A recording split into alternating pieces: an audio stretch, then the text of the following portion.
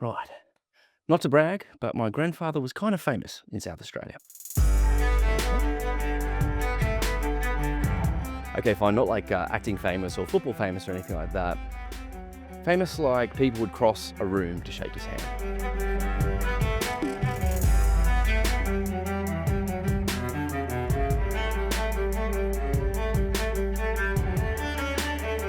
He was a highly regarded concert violinist and conductor in a time when classical music was king. This is before rock and roll. Later in life, he'd be awarded the Order of Australia Medal for his services to music. And I'm like inundated with all these photos, articles, newspaper articles, everything relating to his amazing career in music. There are plenty of stories about my grandfather's life, except for one key area.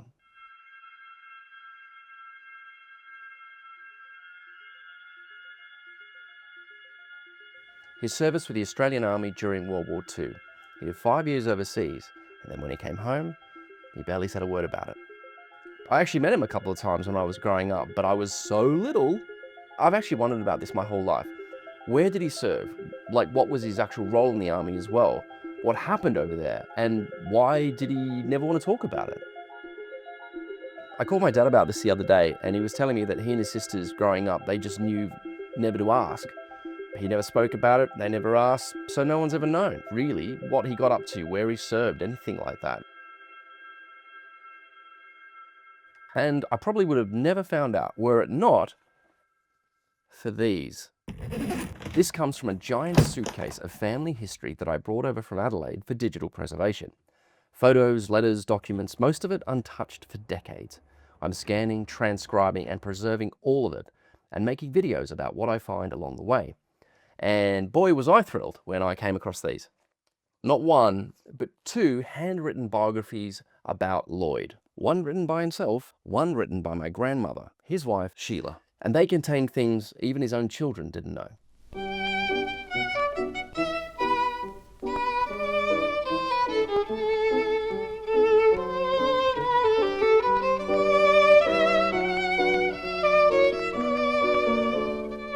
Righto, so what is actually in these biographies about Lloyd?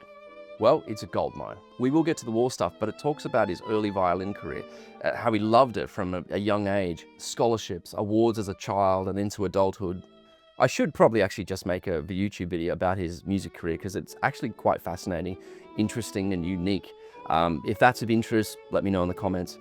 Long story short, what we're learning from these biographies is that by his late 20s, Lloyd was one of the most in-demand violinists in Sydney, performing concertos with the ABC Orchestra, broadcasting live on radio, including for Sydney watchers, the very first broadcast ever done on 2GB radio, conducting, giving solo recitals, teaching. He had a career most musicians would spend their whole lives trying to build. But then, in 1938, conducting the St James Theatre Orchestra, of all things, he has a heart attack. He's 30 years old and he has to spend 14 weeks recuperating. None of us ever knew about that. Pretty Maybe I should check my blood pressure. Sheila writes in her biography, decided to take life easier after that. 2 exclamation marks. So, time for quite a life, you'd think. In January 1940, he moves to Adelaide for a new job, leader of the South Australian Symphony Orchestra, violin teacher at the Elder Conservatorium. If you've been to Adelaide before, you know that it's much more laid back than frantic Sydney, so no doubt a good move for his health. Of course, this only lasts 3 months before the bloke goes and enlists in World War II.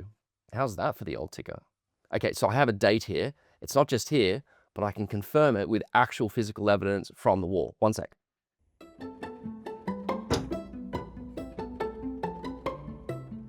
Okay, so check this out. This is my grandfather's record of service book. These are authentic, these are the real deal. Now, in here, it gives me an enlistment date, which is confirmed in the biography that I've just read. Dun, dun, dun, dun, dun. Enlisted on the 28th of the 5th, 1940. Something struck me about that date, actually, and I had to refresh my memory on what was happening in World War II at that time to figure out why that's so significant, that enlistment time. Things were really not going well for the Allies in Europe. The shadow of the conquering German armies covered Western Europe. The self-styled master race was riding high. The bulk of the French army had already been forced to surrender by this point, and the remainders that had survived had been holed up with a British expeditionary force on the beaches of Dunkirk. So this is when that is happening. So the British are completely surrounded. This is before the evacuation. They're all facing annihilation. France would formally surrender only shortly after Lloyd enlisted. It's hard to believe today, given what we all know, but back then, everyone in the entire world thought that it was just a matter of time before the Nazis defeated England. Lloyd decided to sign up when the danger was at its absolute highest, when it was genuinely unclear how it was going to go. Can you tell he wasn't married yet?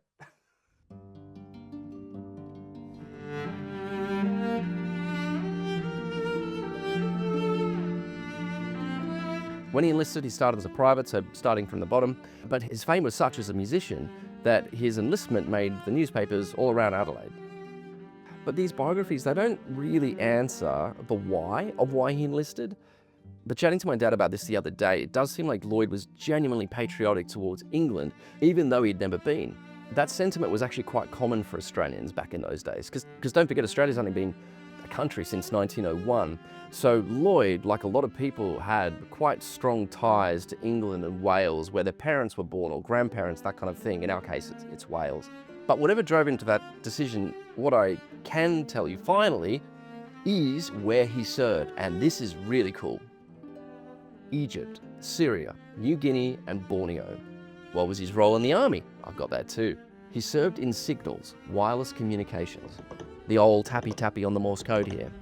He worked his way from the 27th Battalion to the 7th Division Signals, to eventually commanding the 37th Wireless Task Force as a captain. That's a pretty big series of promotions from private.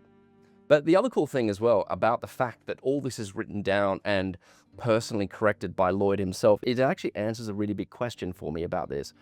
If a bloke comes back from war and then never talks about it, the assumption is, oh, he doesn't want it talked about. He doesn't want this story known. But the fact that this is written not once but twice suggests to me that no, he did want this story told, and he was happy for his family to know. He just wrote this and it's just stayed hidden, and we've never known about it until now. But if we keep reading through these biographies for actual details about what actually happened in the war, now we're running out of details a little bit. They tell me where he was, they tell me his rank, they tell me a little bit about what he saw, but they don't tell me what it was like. They don't tell me really what he did, and they don't tell me what he saw, because Lloyd didn't write that down, and when he came home, he never talked about it either. Except there are some stories that have been handed down through my father to me, which I kind of treasure. Dad actually wrote these down, what a legend, in a cool little book that he put together. Let me show you.